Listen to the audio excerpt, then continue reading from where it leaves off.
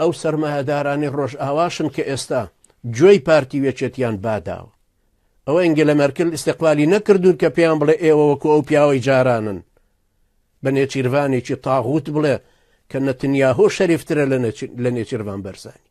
نەتنیاهۆ زۆر شەریفترە لە نێچیروان بەرزانی. حکومەتەکەشی لە حکومەتی ئەم چاکترە. لەبەرەوە بۆ ئەوە بانگیان کردوون گوێیان بادەن بۆ ئەوی پارەکانیان بدەنەوە.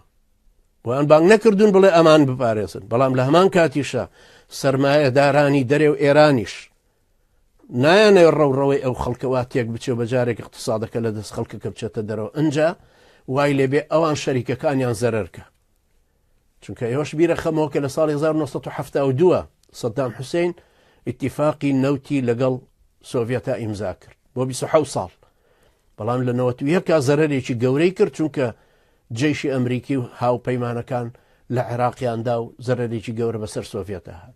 ئێستاش بە هەمان شێوێ ئەو سەرمایەدارانەی دەرێ مەسعود بەرزانیان لا بردووە بەڵام اعترافیان بۆ کردوتیان بەڵام نێچیروان و قوباد ئەشزانن کە قوباد سێبەرێکە جانتا هەڵگرێکە زەلیلێکی شاگردێکە بە دوایەوە ڕۆ. ئێوە دیوتانە دیبلۆماسیەتی دنیا دیوتانە مەسوولێک بڕوە یەکێکیکەی لەگەڵ بێ پێی بڵێن نائیبە.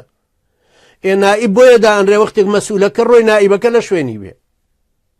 معقولە مە سەفەرەکە بۆ ئەڵمانیا نائیبەکەش لەگەڵ یە ڕۆ بۆ ئەڵمانیا. ئەی باشە گەرەمەک حکومەتە ئەگەر ئەمەش نائیبی ڕئیس حکومەتەکە ئەی نابێت لە وڵاتەکە بمێنێتەوە یا لە شوێنی ئەو حیزب حکومەکە.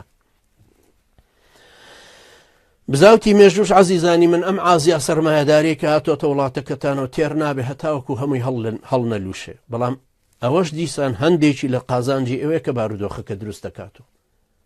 چونکە تێلەرسۆن بێ یا ئەنگێلا مەرکل تورکیا بێ یا ئێران گوێی ئەوانە با ئەدەن کە ناهێڵن. ئێستا ئەژینا دژە تیرۆرە ئێوەیە خواردێسە لەو سەرجادەیە ئەوەی پێ ئەکردنەوە کە لە 17 شوباتا پارتی ئێوەی کردەوە لە سلەیمانی.